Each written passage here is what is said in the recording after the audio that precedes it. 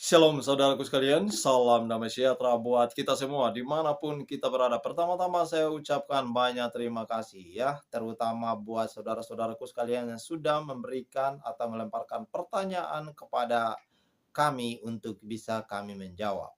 Dan saya ucapkan buat ya teman ini saudara Ramananta Anta ya, pertanyaannya sangat menarik sekali untuk saya jawab dan pertanyaan ini tentunya semoga berkenan. Dan Anda jika berkenan jangan lupa Anda bersyukur bahwa Yesus adalah Tuhan dan Juru Selamat. Pertanyaan seperti ini ya. Apakah agama Yesus ya? Yesus tidak pernah menyebutkan dirinya agama Kristen. Bahkan Yesus tidak pernah masuk ke gereja untuk beribadah seperti orang Kristen zaman modern ini. Lalu apa agama Yesus? Silahkan jawab ya. Saya akan menjawab semoga bisa memuaskan ya. Memang jelas di sini tidak ada pernyataan bahwa Yesus agamanya Kristen. Saya yakin 100% bahwa Yesus bukan agama Kristen. Yesus itu bukan agama Kristen ya. Yesus bukan agama Islam juga ya. Jadi saudara jangan klaim bahwa Yesus itu agama Islam karena Yesus berdoa, sujud, ataupun Yesus melakukan puasa, ataupun ketika Yesus masuk ke tempat suci, dia melepaskan kasut atau alas kakinya, lain dan sebagainya ya. Itu hanya klaim-klaim saja. Tidak ada dalilnya sedikit pun. Nah, saya akan jawab seperti ini ya. Kita melihat pada munculnya sebutan kekristenan itu ya, yaitu di Kisah Para Rasul pasal 11 ayat 26. Dan saya percaya bahwa kalian pasti tahu ayat ini. Sehingga seringkali kalian melemparkan pertanyaan-pertanyaan tentang agama Kristen. Karena agama Kristen itu adalah ciptaan Paulus, bukan ciptaan Yesus ya.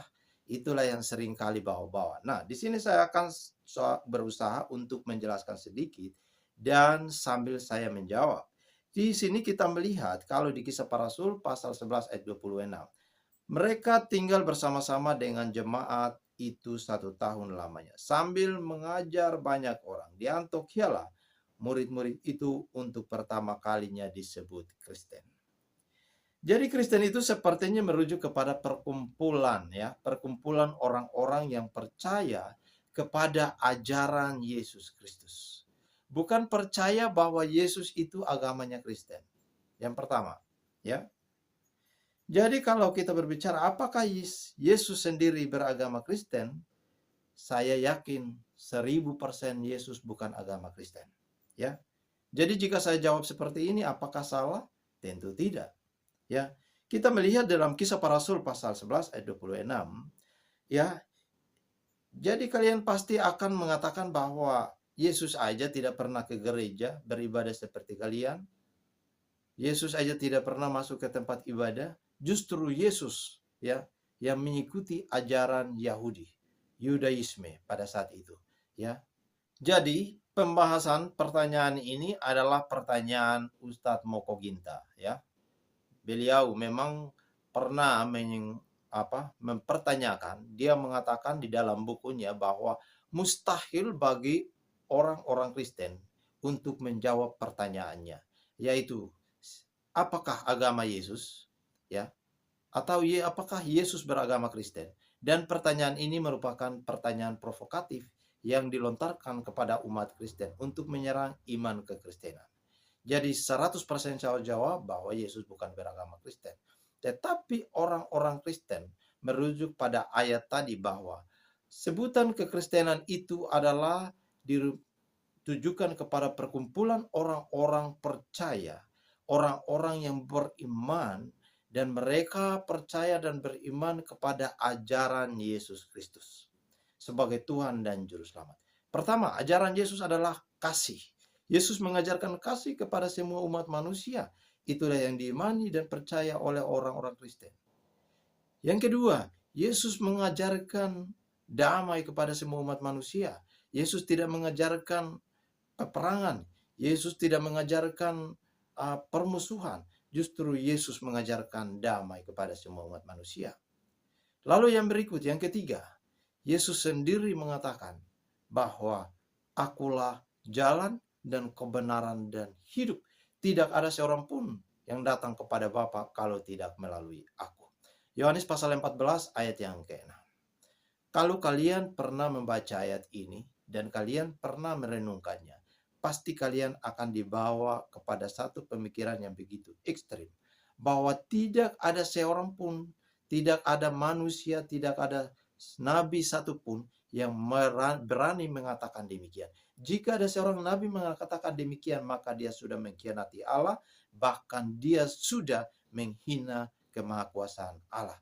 Karena tidak ada seorang pun di dunia ini yang bisa menandingi kemahakuasaan Allah. Hanya satu-satunya seorang juru selamat, yaitu Yesus Kristus. Jadi kalau Yesus mengatakan demikian, apakah dia sudah menghina Allah? Tentu tidak. Karena dia adalah Allah itu sendiri.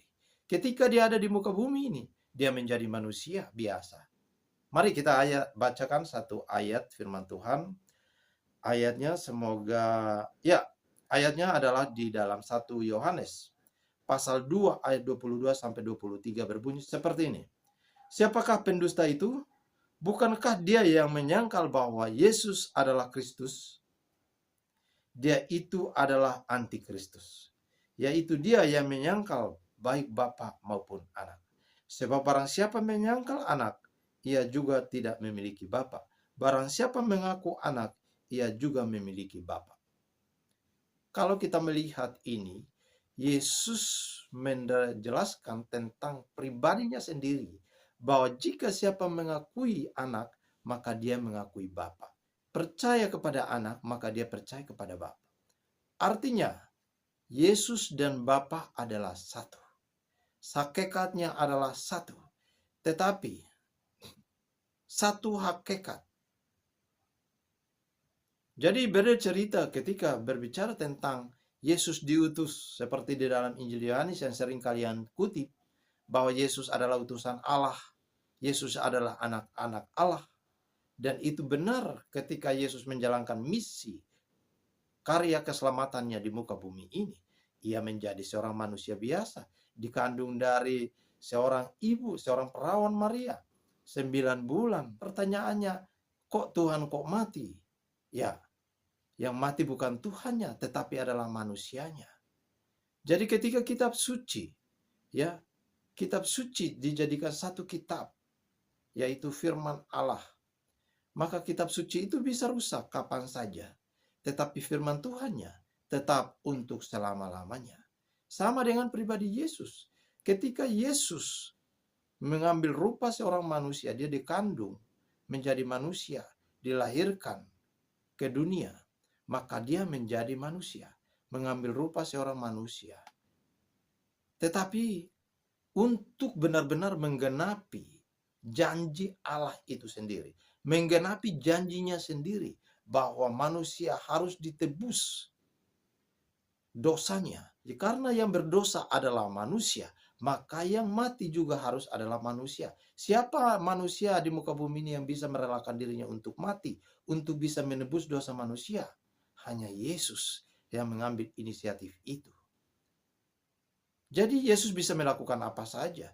Ya, seperti kalian mengatakan, kun fayakun, apa bisa saja terjadi. Apa yang dikatakan bisa saja terjadi. Tetapi Yesus bisa melakukan. Tetapi kenapa Yesus bisa melakukan ini? Karena tujuannya adalah untuk menggenapi janji firman-Nya, yaitu karena manusia yang berdosa, maka manusia juga yang harus mati. Nah, itu kira-kira penjelasan saya. Semoga bisa memberkati saudara-saudaraku yang sudah memberikan pertanyaan. Dan saya percaya pertanyaan kalian sangat bermanfaat buat kita untuk semakin meneguhkan iman kekristenan dan akidah kita. Agar kita bersama-sama berjalan dan percaya beriman kepada Yesus Kristus. Shalom.